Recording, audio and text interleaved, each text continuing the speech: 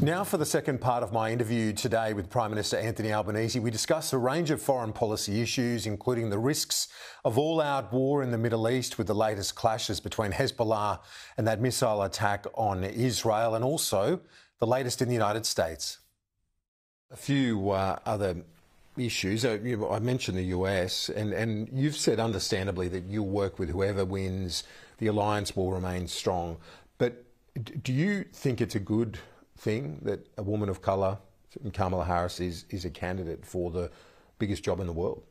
Well, I think Kamala Harris is an outstanding candidate. There's no question about that. I've met Kamala on a range of occasions, and she is a good friend of Australia.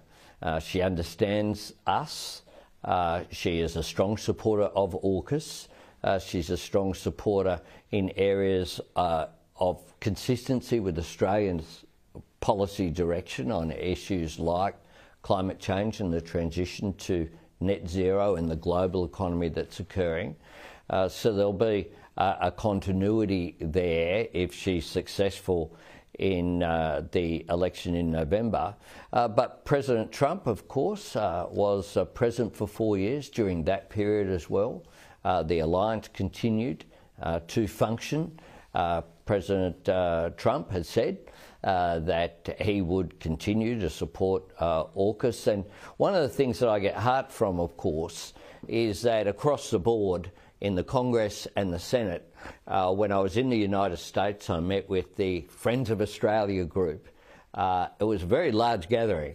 There were more than 100 Congress people and senators who I met with during my state visit there.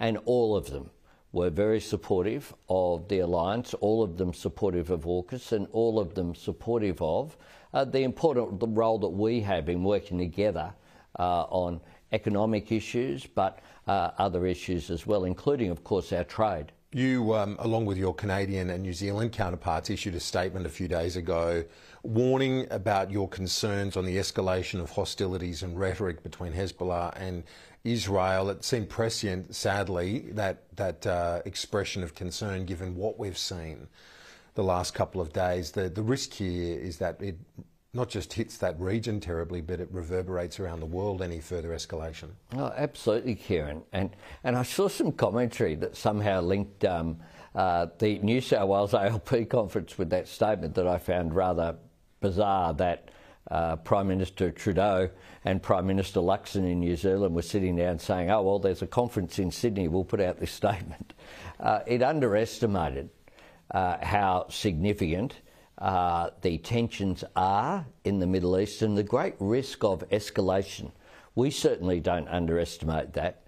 And you could see trouble brewing there, the danger of escalation. One of the things, it's the third statement that I've put out with the New Zealand and Canadian Prime Ministers.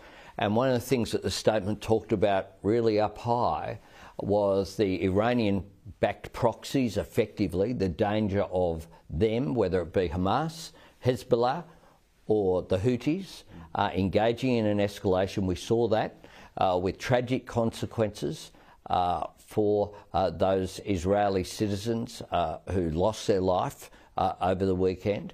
We continue to see a loss of life in Gaza, including from innocent civilians. And that is why we backed in the US peace deal put forward by President Biden. It is time for all parties to agree to that ceasefire and those arrangements. We want to see hostilities cease. We want to see the hostages released. We want to see a pathway towards peace and security for Israelis and Palestinians in the region. And we certainly warn of the risk which is there of an escalation. I mean, Hezbollah are a very different organisation from Hamas. They represent a risk of a far more savage conflict occurring with consequences for Israel, for Lebanon, for the Middle East and for world peace. And of course many Australians of course, in spite of, I repeat, I take this opportunity to repeat the government's warnings and declarations that people shouldn't be travelling, Australian citizens shouldn't be travelling to that region, given the instability which is there and the risks of escalation which are there. We know there are many thousands who are there despite those warnings. So let's just wrap up. We've got two big things happening, with that inflation number on Wednesday, the Olympics on a brighter note. But let's start with the inflation number, because a lot of nervous mortgage holders right now, aren't there, as to the outcome. It's got important economic but political implications too, what happens on Wednesday. Well, we know Australians are under cost of living pressures, and this is a phenomenon that's occurred, of course, throughout the world with the rise in inflation and the consequential pressures on family budgets which are there. That's one of the reasons why we've given every Australian a tax cut, why we're doing $300 energy bill relief, while we're doing fee-free TAFE, cheaper childcare, increased paid parental leave, and while as well we're very pleased that real wages are increasing again after that period of stagnation and deliberately keeping them low.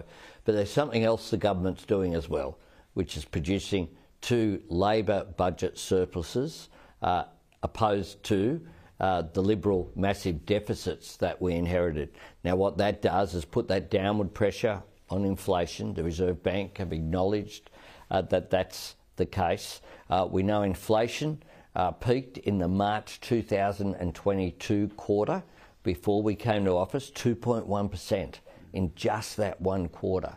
Now, it is now around about half of what it was, but we want to see further moderation occur. But we'll continue to prioritise cost of living relief as our #1 priority. We'll see what the number is on Wednesday. And the Aussie women in Paris, unbelievable, aren't they? They are gold. awesome. Good start. And Jess Fox, what a champion. Just an extraordinary effort that she's done. And now, so whether it's on the bike, in Jess Fox, and then in the pool as well, Ariane Titmus and the 4x100, we've seen Emma McKeon, the Young Australian of the Year this year, now our greatest Olympian, and more to come in the pool, we hope, in coming days. But it's been a great start to the Olympics by Australia. Yeah, I'm struggling with lack of sleep. And well, everyone will be getting up early and staying up late. It's one of the issues of us being on the other side of the world from where the games are, but I know that every Australian will be cheering on our great Olympians, and then of course our Paralympians, which will follow, and they do us so much. We get so much pride, and it's a matter of our national honour, I think, and how they conduct themselves is also so good. They're so humble. Such great champions. Prime Minister, appreciate your time. Thank you. Good to be with you, Kieran.